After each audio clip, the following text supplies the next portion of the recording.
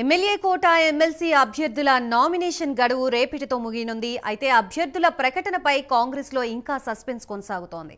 అద్దంకి దయాకర్, బల్మూరి వెంకట పేర్లి తెరపైకి రావడంతో మరికొందరు నేతలు అలర్ట్ అయ్యారు.